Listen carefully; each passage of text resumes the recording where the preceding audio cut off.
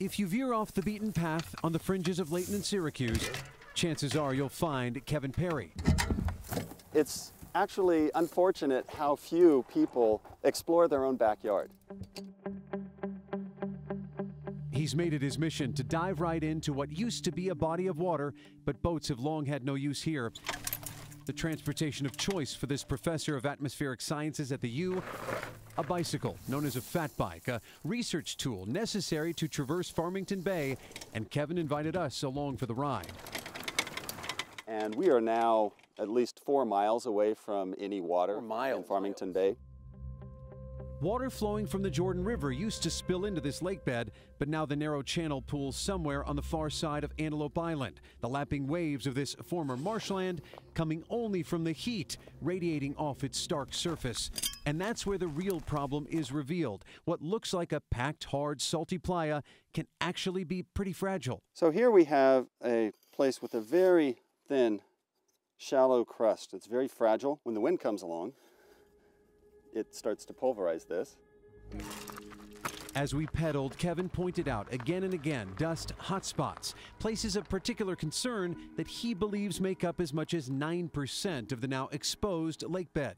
You've got this exposed area underneath, which is an incredible dust source. And so the dust is dangerous when the concentrations are high, regardless of what it's made out of.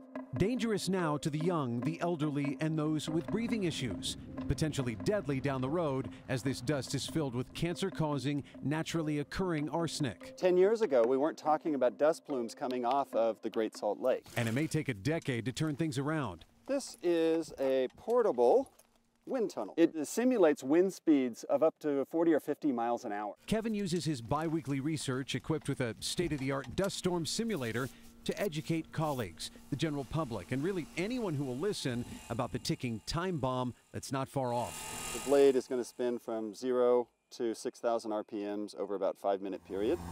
I've got an instrument here that will measure the amount of dust that's coming off of it. It's my hypothesis that the longer that the lake bed is exposed, these areas will grow.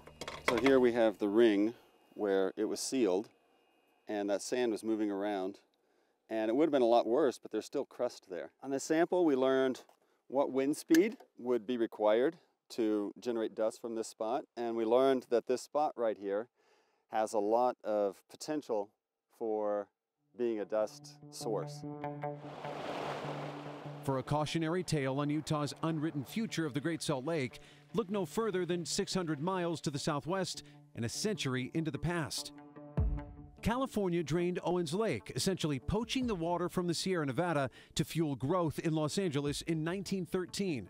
That diversion of water created decades of what was the greatest source of dust in all of North America. With the attention on the population center of LA, it was easy to try to ignore the toxic cloud, casting a long, dangerous shadow. How often have you paid a visit out here to the Great Salt Lake itself? Even longtime Utahns will tell you, not often, if at all. And unfortunately, this is a case of out of sight, out of mind. But we're going to have to bring back water to what used to be Farmington Bay in order to preserve life as we know it here along the Wasatch Front. I was seriously considering a future name change for Salt Lake City to Dust Lake City, because that was the future that we were going to be facing. That dire designation isn't how Kevin feels now, with more than a dozen laws and state statutes put in place just this session to address the water crisis.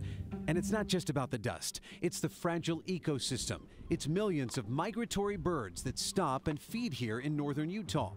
And it's about generations to come, believing that this is still the place to put down roots and raise a family. You know, we still have limitations. We have to have water to survive. We have to have water to grow crops. Without water, the population carrying capacity would have to be reduced. No reduction in population seems possible, as Utah is the fastest growing state, so conservation will be critical to bring the water back here.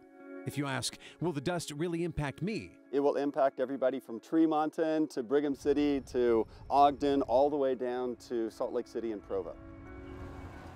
Eventually the rains will return, but the question is, will this ecosystem still be alive when those rains return? And we have the power to make choices to put more water into the lake now when it's needed the most. Reporting from the Great Salt Lake, Dan Spindle, KSL 5 News.